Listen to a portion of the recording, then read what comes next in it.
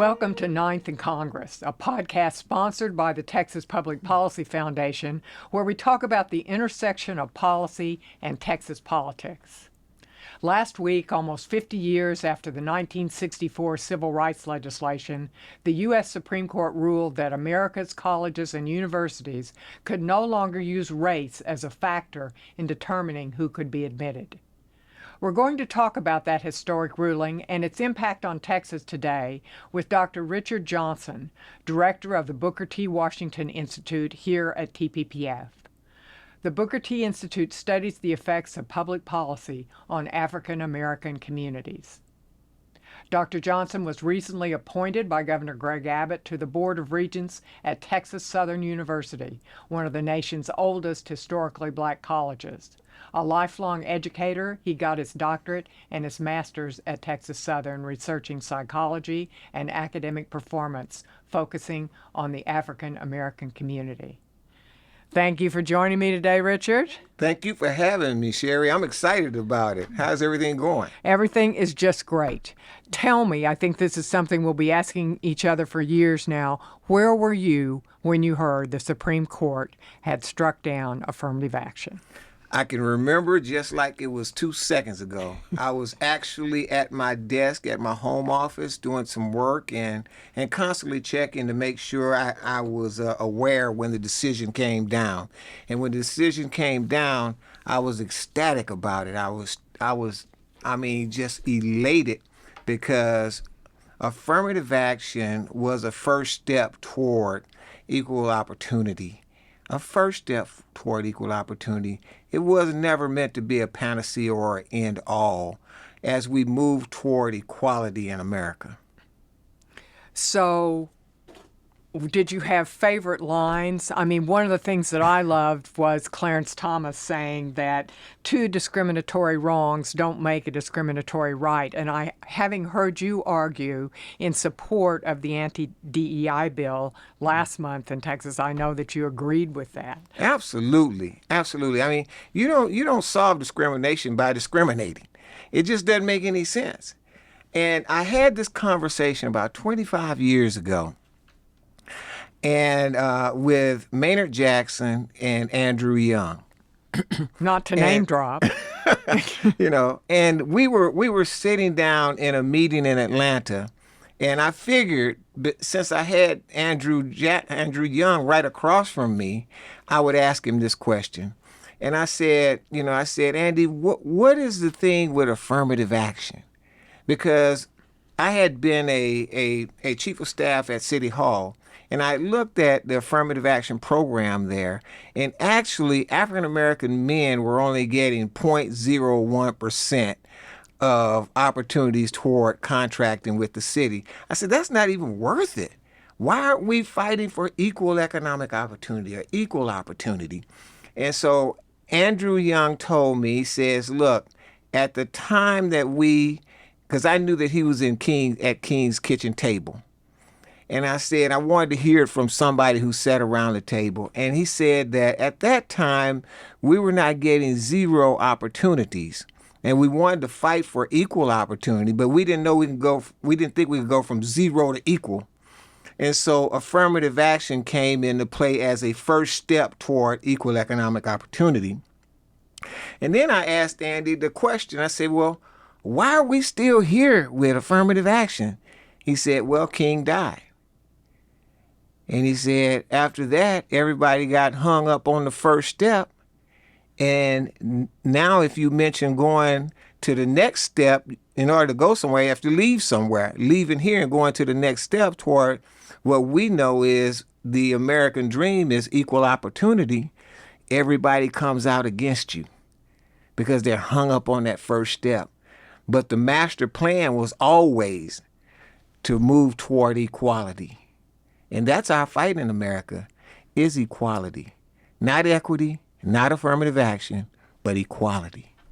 You know, some of the blowback, and of course the left has just gone crazy about this ruling, but it's also hit both sides, is that Supreme Court Justice Clarence Thomas was a beneficiary of affirmative action to get into college, and also Justice Sotomayor.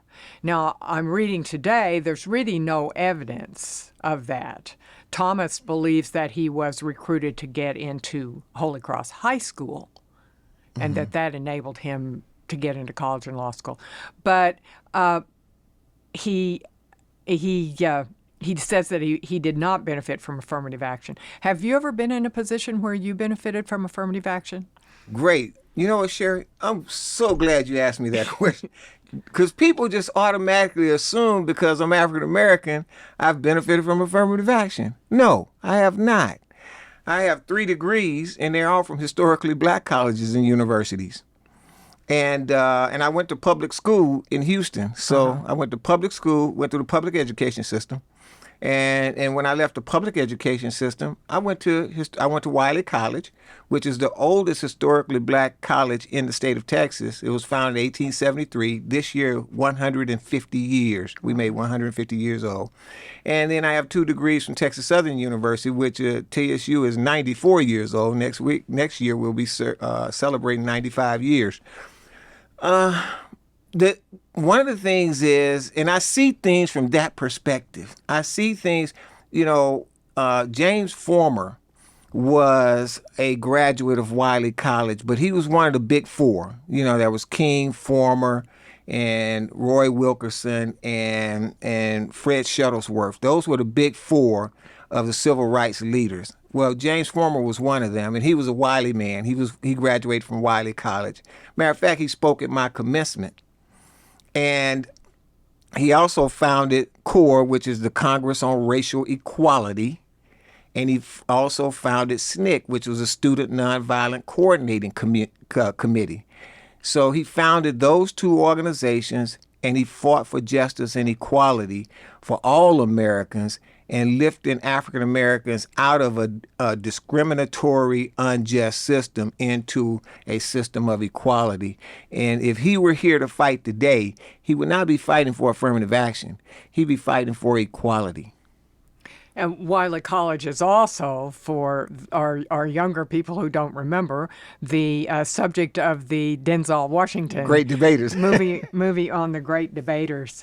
So following the affirmative action ruling and also all the work we did on Senate Bill 17, you and I both testified in support of the anti-DEI bill. Absolutely. What the universities have said, and they say this with a straight face, we must continue race-conscious policies. We cannot continue race-neutral policies. They seem to truly believe that if they're judging individuals without regard to their race, that no minority kids will be chosen. Well, I believe in a merit system. And I served 8 years in the United States Army. The United States Army is based on a merit system. If you work hard, you're going to excel. If you do not, you'll remain stagnant. Or if you don't conform to the military way, you'll be sent back home. Mm-hmm. But I don't support either race conscious or race neutral in admissions policies. Should be no question of race at all in admissions policies.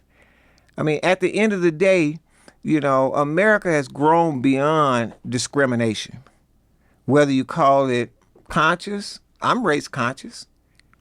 I mean, I understand all races, and I also see all. I'm not colorblind. I can see that your phone is blue. But the thing of it is, that has nothing to do with my relationship with you. You see, one of these things that we're going to have to elevate people's thinking on is, I don't have to hate you in order for me to love me. And I don't have to hate me in order for me to love you. Why can't I just love you and love me too?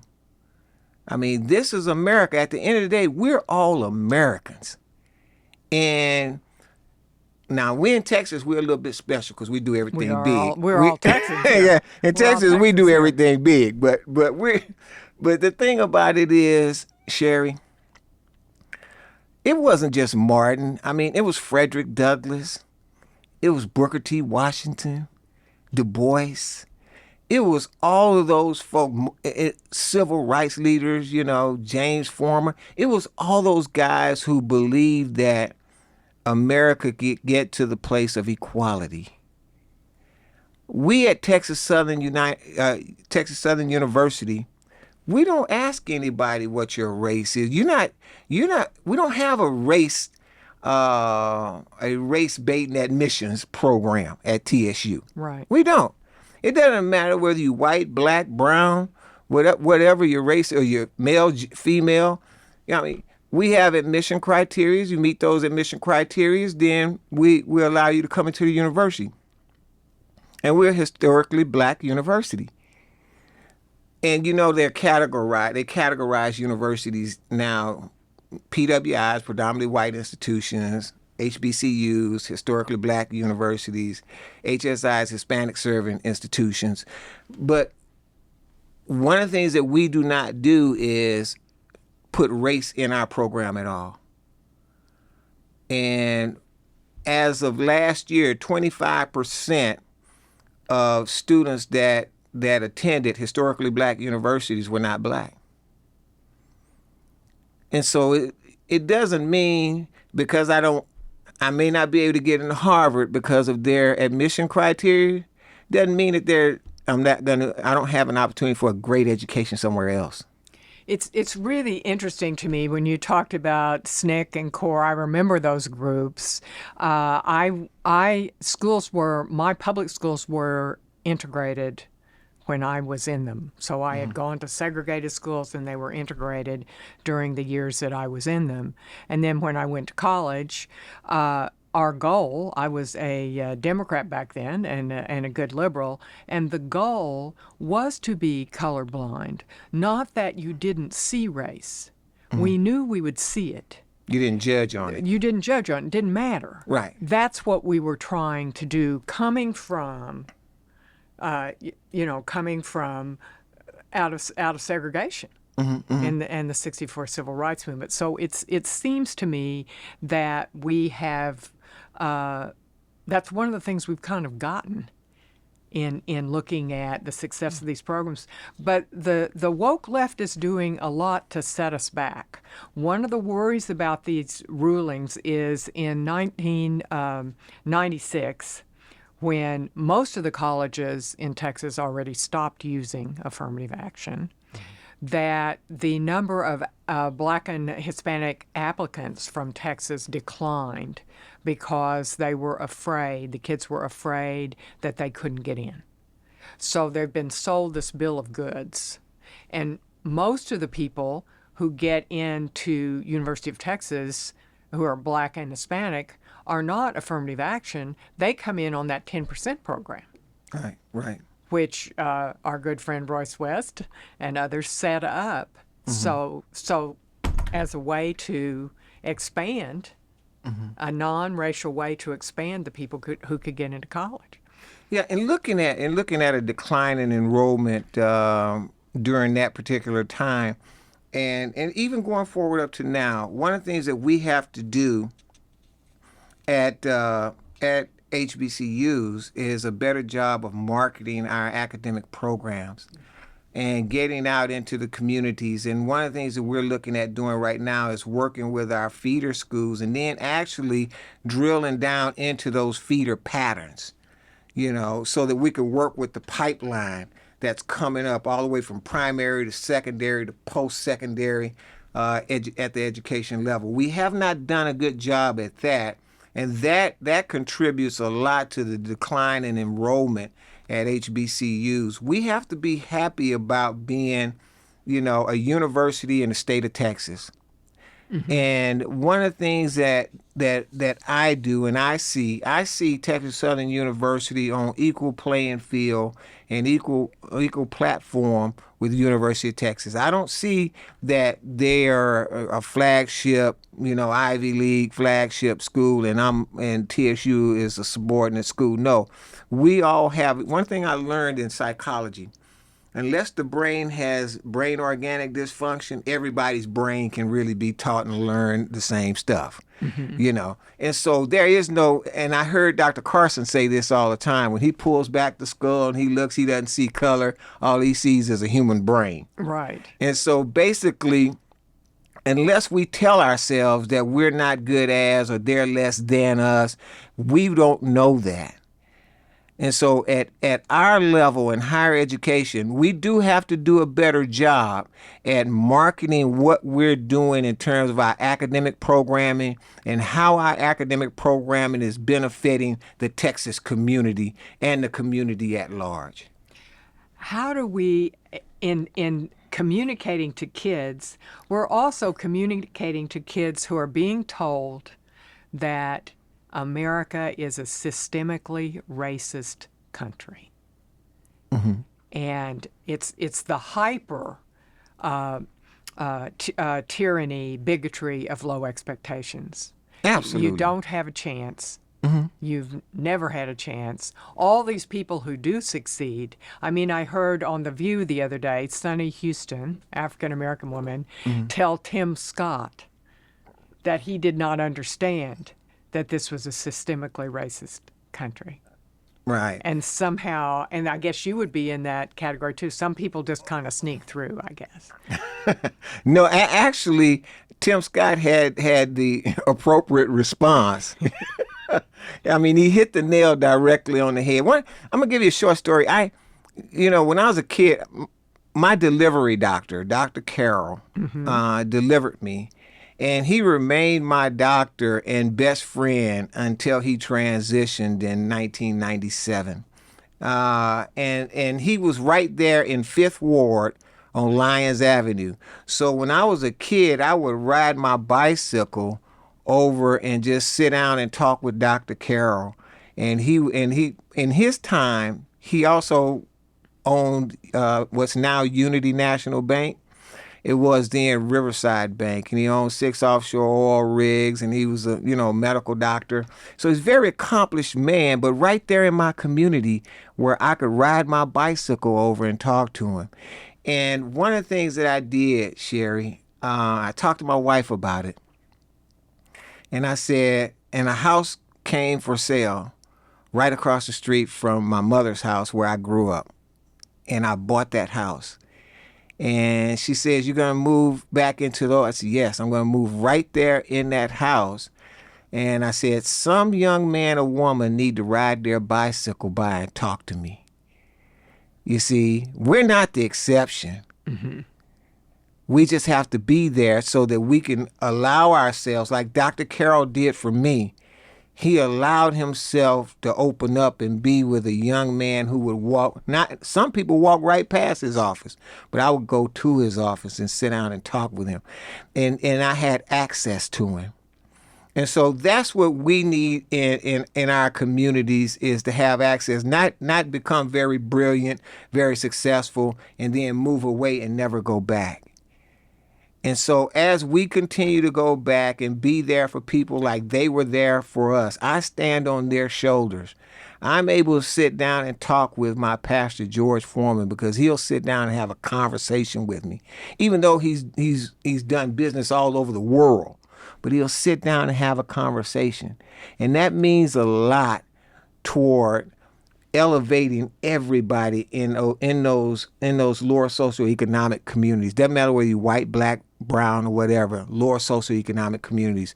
If you would go in there and expose yourself and allow yourself, people to expose themselves to you, that will help elevate them.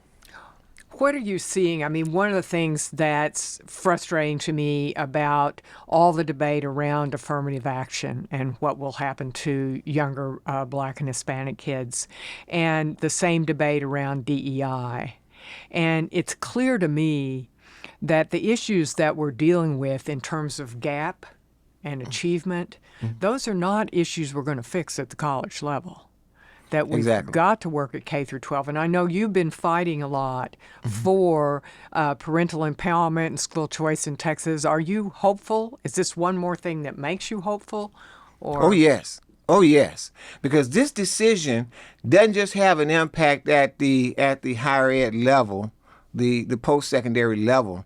It has impact at the primary and secondary level in education, simply because we're now going to have to elevate the student academic outcomes and performances at those levels to prepare them. If they want to go to a Harvard, they'll have the merit to be able to do it. If they want to go to a TSU, they'll have the merit to be able to do it. But the only thing will stop them is their merit. They'll be based on their merit, their hard work, and their aptitude.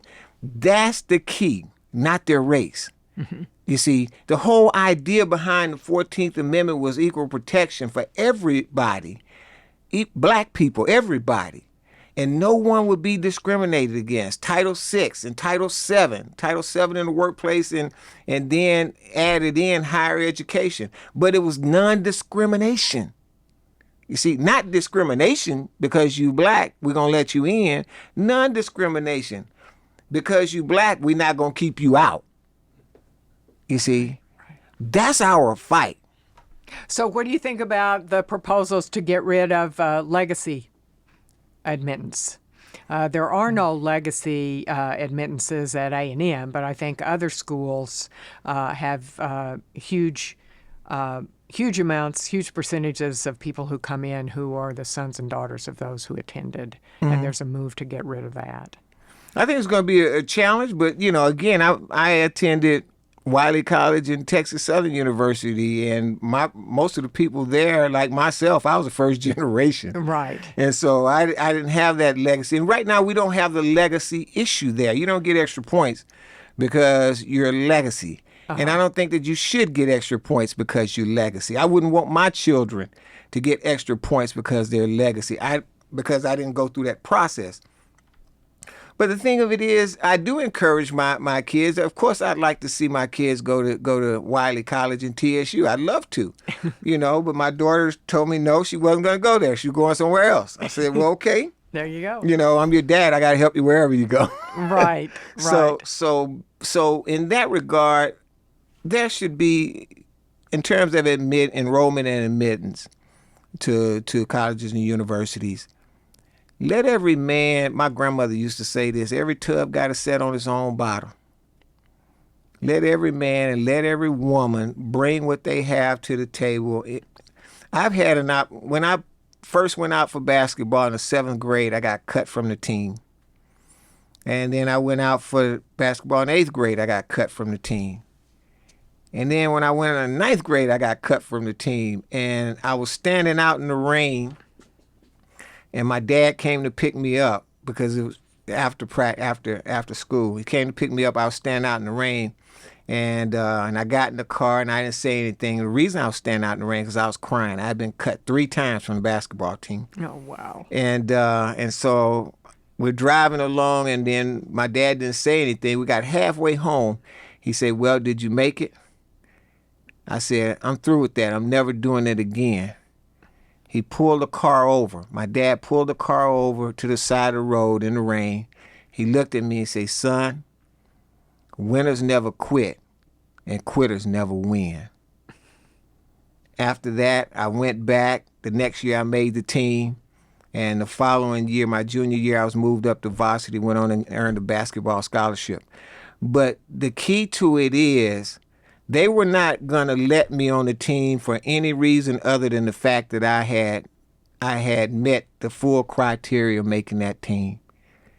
And that's what I tell my children right now. Don't expect anybody to give you special favors because you this race or you that gender or you this person's son or you this person's daughter. You make it on your own merit. I'm going to give you something my dad wasn't able to afford for me because he never made much money. Mm-hmm. I'm going to pay for it. If you can't get a scholarship, I'm going to pay for you to go to school. Don't worry about that. All you got to do is want to be there. But you're going to have to get yourself admitted. And we'll help you all the way through. Just a couple of more questions and we need to wrap up here. Sure. But Joe Biden, they're so concerned about this, and it seems like they're concerned because they feel like it's a setback for race relations.